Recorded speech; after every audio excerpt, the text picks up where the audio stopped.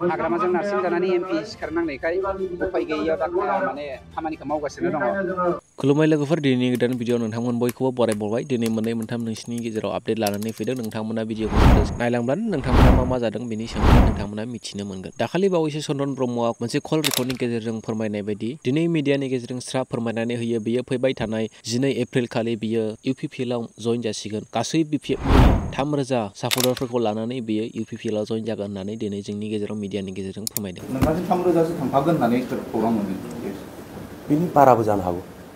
गोजोन्थों। चन्दन ब्रह्म सासे BPFनि गोख्रों दैदेनगिरिमोन। बै समाव बियो UPPL पार्टी एबा गोबां बखिबोयोमोन, गोबां रायबोयोमोन। नाथाय दिनै बे पार्टियावनो बियो जइन जाहैनायनि गुबै जाहोना मा जानो हागौ रायजोफोर? बेयो BPF पार्टीखौ मोजां मावाखै होननानैबो जइन जादों होननानै बुंनो हाया। मानोना बियो BPFआव गावनो दैदेनगिरिमोन, गावनो मावबोदों। बेयो BPFआ मोजां मावाखै होननानै बुङोब्ला बियो गावखौनो मोजां मावनो रोङाखै होननानैसो प्रुफ होनाय जागोन। बियो UPPLआव माबा मोनसे बिबान एबा मानिबा लब जानानै बियो जइन जायाखै दिनै जोंनि गेजेराव फोरमायदों। नाथाय बियो कमप्लिटलि रं होननानै आङो सानो। नोङो जुदि बेबायदि लब जानानै जइन जायाखैब्ला नोङो बे दोलावनो थाबाय थागौमोन। नोङो जेबो नांखायाब्ला नोङो मानो जइन जादोंमोन?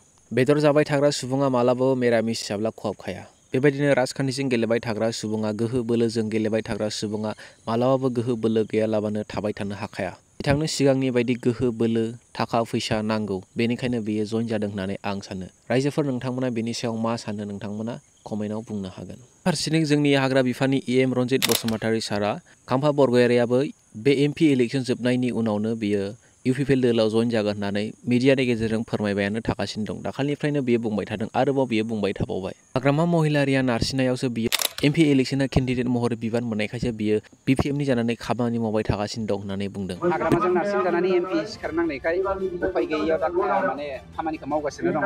जुदि बियो MP इलेक्सनाव जेनो अब्लानो बियो UPPLआव डाइरेक्ट जइन जागोन होननानै दिनै रन्जित बसुमतारीया जोंनि गेजेराव फोरमायदों। थारैनो जामारगोन नामा? दिनै BPFनि दैदेनगिरिफ्रा सासेनि उनाव UPPL दोलाव हाबगासिनो दं। बेबायदिनो खाम्फा बरगयारियाबो UPPL दोलावनो हाबमारगोन नामा जेब्ला बियो जेनगोन? बेबायदि दैदेनगिरिफ्रा हाबबाय थायोब्ला दिनै BPF दोलोआ जोबस्रांनायनि लामायाव थांगोन।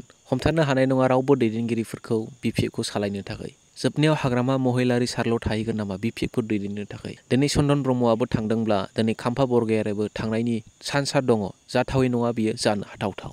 गुबुन फारसेथिं दाख्लि उल्था फानियाव इलेक्सन जालांनायनि सायाव दिनै रन्जित बसुमतारीया खुगा खेवदों। बेनि बुंनाय बाथ्राया ओरैबायदि जाथावै, ओरैबायदि गनायजाथावै एबा मिनिंलेस होननानै जोङो बुंनो हागोन। बियो इलेक्सन जानायखौ बियो मिथियानो होननानै बुंदों। बेखौ मा फाव फान्दायदों बियो? BPF दोलोखौसो UPPL दोलोनि दोहौखौ हमथानानै लाखिनो थाखाय बेबायदि इलेक्सन खालामहोदों होननानै बुंदों। गावसोरदि सरखार, गावसोरनो मोनथिया, होमबा बेखौहाय सोर खालामखो? रायजोफोर, नोंथांमोना मा बुंनो सानो बेनि सायाव? बुंहरदों जे इलेक्सनखौ खालामनायनि देखायनानै रायजो राजाफोरखौ माबा मोनसे देखायनानै जोङो दिनैनि जा दोहौ, बे दोहौखौ गाबथानांगौ UPPLनि दोहौखौ होननानै नोंथांमोना मोनसे सावरायलायनायनि गेजेरजों माबादों। नङाब्ला गाबोन इलेक्सन जागोन होननानै BPFनि चेनेलाव बोरै ओंखारो? रोखा जों दिनै केसजों थांगासिनो दङ। गोबां BPFनि लिडारफ्रा एरेस्ट जानो थांगोन। बेवहाय जोंहा कल टिपिं दङ आरो बेयाव जोंहा सावगारि दङ। UPPL दोलोनि फिरफिला बायदिसिनाखौ सावनायनि पिक्सार जोंनाव दंजोबखायो। गतिके जोङो केस होगोन, बिसोरखौ जों बिराद गाज्रिनो पानिशमेन्ट होगोन।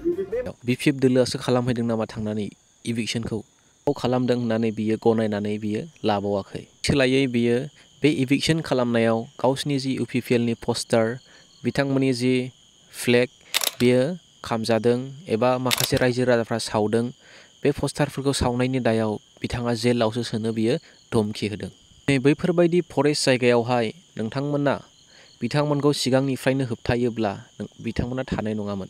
नाथाय बिनि सोलायै नोंथांमोनाबो बे जायगायावहाय नोंथांमोना गावसिनि पस्टार, गावसिनि फ्लेग बेखौसो लांनानै गायहैलायदों। होमब्लाथ' पाब्लिकफ्रा बेयाव आसा थाखागोन बे जायगायाव थानायनि, आरो बे जायगाखौ इलेक्सन खालामोब्ला बे नोंथांमोननि पस्टार आरो नोंथांमोननि फ्लेगआबो बियो खामफाखागोन, बियो नस्थ' जाफाखागोन।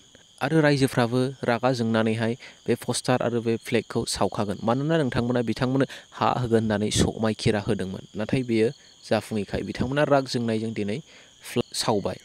नाथाय बेनि दायाव बिथांमोनखौ जेलाव सोनो थाखाय नोंथाङा धुमखि होगासिनो दं। बे बेसेबां गनायजाथाव रायजोफोर, नोंथांमोना बेनि सायाव मा सानो? आरो जोंनि बर' रायजोफोर, जोबनायाव आं बेखौनो बुंनो सानो, नोंथांमोनाबो हाग्राखौ नस्थ' दाखालामसै। जा हाग्रा दङ बेयाव थांनानै न' माबा माबि लुनानै दाथाहैसै। हाग्राया जोंनि थाखाय जोबोद गोनां, जों बयबो मिथिखागौ बेखौहाय। हाग्रा बिफां लाइफाङा जोबनानै थाङोब्ला जोंनि थाखायनो बेयो खहा जागोन। एसेनोसै लोगोफोर, दिनैनि भिडिअखौ आङो बेयाव दोनथ'नाय जाबाय। जुदि नोंथांमोना बे भिडिअआव माबा मोनसे गोरोन्थि नुदोंब्ला अन्नानै नोंथांमोना कमेन्टनि गेजेरजों फोरमायहरब्लानो जाबाय। आङो बेखौ सुद्रायनानै लागोन।